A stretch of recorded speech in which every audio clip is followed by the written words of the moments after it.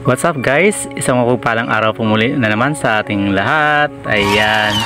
So guys, ito na yung ating empty bottle na pundador dati na nilagyan ko ng embossed flower design. Nilagyan ko naman ngayon ng mga kulay, yung mga bulaklak na embossed natin. Hello guys! Welcome sa my channel, Noel Mix Vlog. Please like, share, and subscribe. Thank you! At heto na nga guys, ito yung bote, yung empty bottles na aking pinatchingan, nilagyan ng emboss sa flower design last day. So guys, ito ay kukulayan natin ngayon ng iba't ibang kulay, yung flowers na ginawa natin. So ito yung mga materials natin, dati pa din guys. Acrylic colors, ayan. Blue, black, yellow, red, and white. Bali, ang una natin titimplahin guys ay yung panglagay natin sa sa pinakagilid. So magtitimpla tayo ng yan, brown color para sa gilid. Nilagyan ko ng emboss guys sa pinakagilid ng sticker para protection niya, hindi matuklap yung sticker. Kahit ilang taon yan guys, mananatiling nakadikit yan dahil nakasealed yung pinakagilid niya, yung epoxy na nilagay ko. Kasi kung sticker lang siya guys, madali siyang matuklap. What? Kaya taas baba guys, nilagyan ko lang emboss. So tapos na tayo guys, magkukulay na tayo ngayon ng ating mga bulaklak. So yung yellow muna guys ang gagawin natin. May pagka light yellow muna guys yung ating i-apply sa unang mga bulaklak natin. Para pag natuyo yan guys, lalagyan na lang natin siya ng dark sa pinakagitna para yung bulaklak natin gumanda. So light yellow muna sa pondo natin.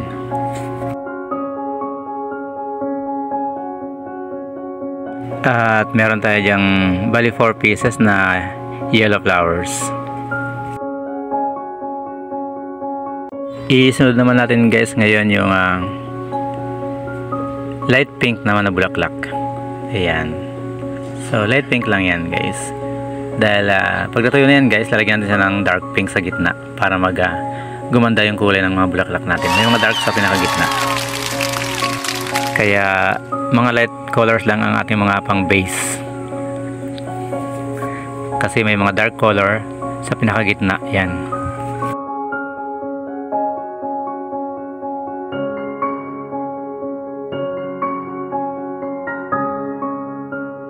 Bale, dito sa pink color naman guys ay may tatlo tayong bulaklak na kulay pink dyan.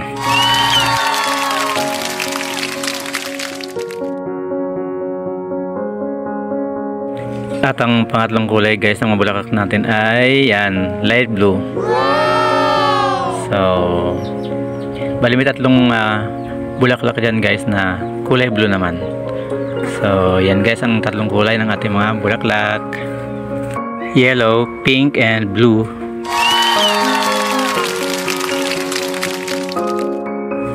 Alam nyo ba guys na yung epoxy na ginamit ko ay napakagandang gamitin kahit sa mga salamin. Kahit sa bato, kahit sa bakal, kahit sa kahoy, sa paso. Ayan, lahat yung yan guys, pwedeng dikitan ng epoxy na ginamit ko, Pioneer epoxy. So ayan guys, napakagandang design yan, lalo na sa mga bote, sa mga empty bottles. Mga floral design ang kailangan sa mga bote kasi gagawin flower base yan.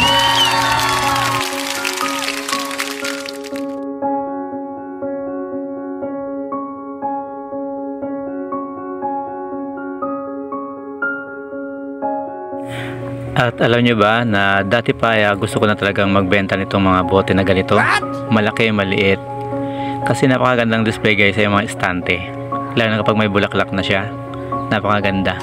So dito guys sa lugar namin, hindi ganong matao kakunti lang, tapos parang medyo mahal ang presyo dito sa probinsya kung iisipin ng mga tao.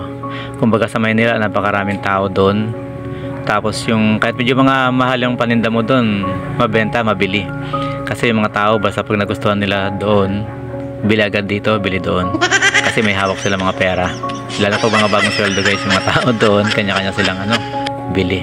Dito sa probinsya guys, medyo may kahirapan ng buhay, kaya yung ibang tao dito hindi nila ganong inuunang bilihin yung mga ganitong bagay. Puro pagkain muna guys. ang priority nila.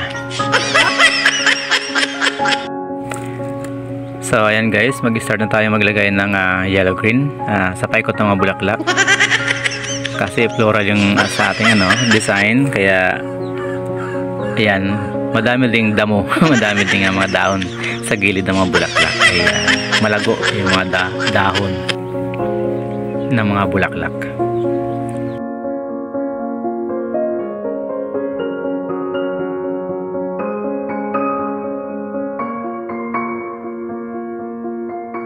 At syempre dahil plain lang yung ating bottle, yung ating bote, wala siyang background. So yung pintura natin guys na acrylic paint ay dumudulas. Kasi parang oily yung pintura natin eh. Kaya parang manipis siyang tingnan. So kailangan doble-doblehin natin para kumapal yung kulay ng mga dahon, ng mga damo sa paligid ng ng mga bulaklak. So inulit-ulit ko lang yan para kumapal guys.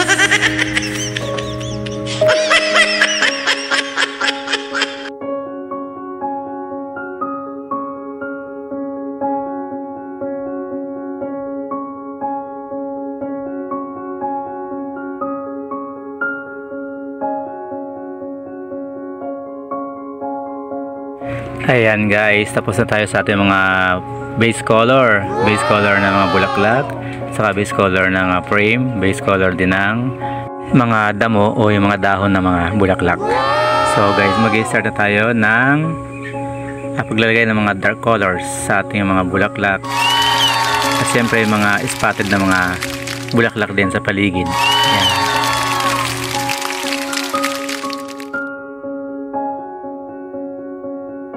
Ayan guys, syempre unahin natin uli yung yellow para makita natin yung ganda ng kulay niya. Ayan. So yung light na base natin kanina, so gumaganda na siya ngayon pag may dark color na yellow sa gitna.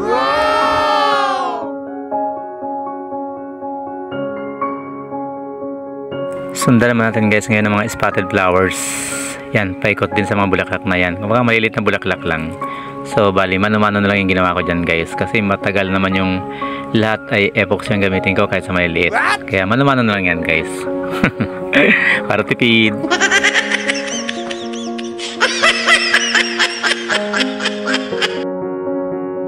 Then ngayon naman guys ay yung spotted na blue flowers. Yan, pandagdag ganda baga sa ating ginagawa.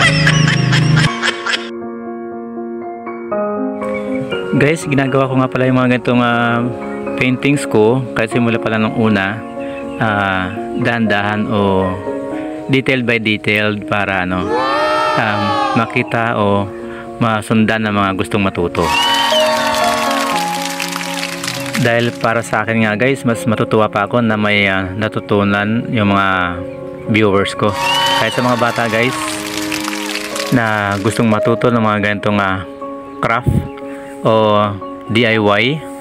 So guys, panoorin nyo lang yung aking mga videos about sa paintings. Yan, marami kayong matutunan dyan guys. At really appreciate ko na yung iba dyan ay matuto sa mga katulad ng mga ginagawa ko.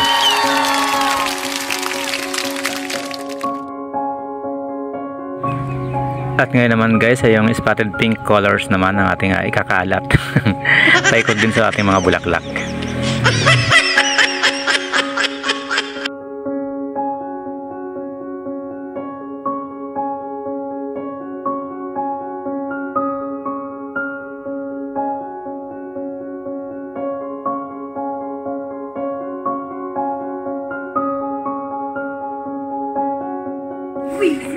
At alam nyo ba guys na sa mga spotted flowers na yan na dinagdag natin, lalo siyang gumanda yung design natin sa bote. So naging attractive siya lalo guys. Yan. Kasi kung yung malalaking bulaklak lang, parang may kulang talaga. Kaya may mga spotted flowers siyang maliliit, palibot, paikot. So di ba guys, ayan.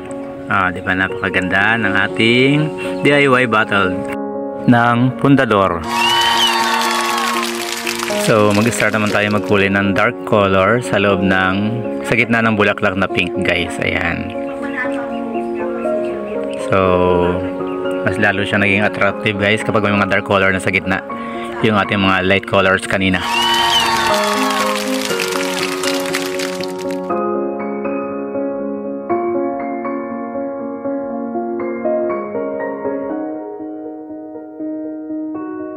Then ngayon naman guys ay yung sa dark blue naman na ilalagay natin doon sa bulaklak na light blue. So ayan guys, malapit natin matapos ang paglagay ng mga dark colors sa ating mga light colors kanina na mga bulaklak. So just watch and learn guys. Be happy.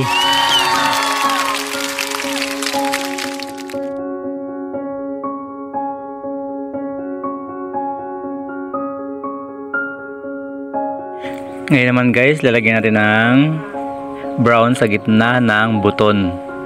Parang butolis niya sa gitna ng bulaklak guys. Ayan. Lahat ng bulaklak guys na may ganyan, lalagyan natin ng brown sa gitna. Then later on, lalagyan natin siya ng, pag natuyo, lalagyan natin ng mga tuldok-tuldok na itim. Diyan sa brown na yan.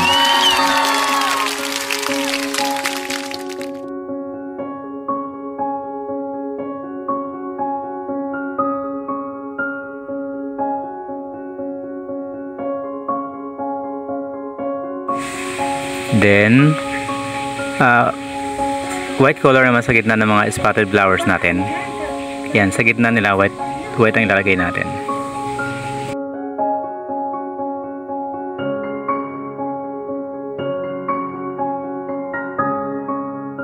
Tuyo na yung brown natin sa gitna ng mga bulaklak guys, kaya lalagyan natin siya ngayon ng mga tuldok na maliliit, kulay itim.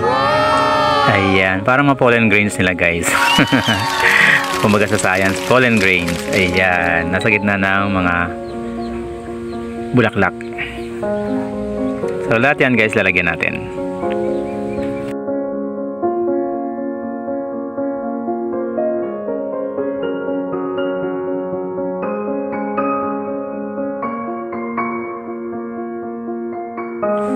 Ayan guys, malapit na pong matapos ang ating painting flower design sa bottle ng Fundador. So guys, sana po na-inspire ko kayo sa aking ginawang ito na painting. And more power po sa inyong lahat guys. Salamat sa suporta, sa patuloy na pagtangkilik sa aking mga vlogs. God bless you all guys. Salamat sa inyo walang sawang pagsubaybay. At heto na po guys ang ating finished product sa ating empty bottle ng Fundador flower design. So guys, thank you for watching guys. God bless all and salamat sa inyong support. See you in my next videos guys. Bye bye. Shout out po sa lahat ng mga kasamahan natin dyan sa ating team. God bless all po. Salamat.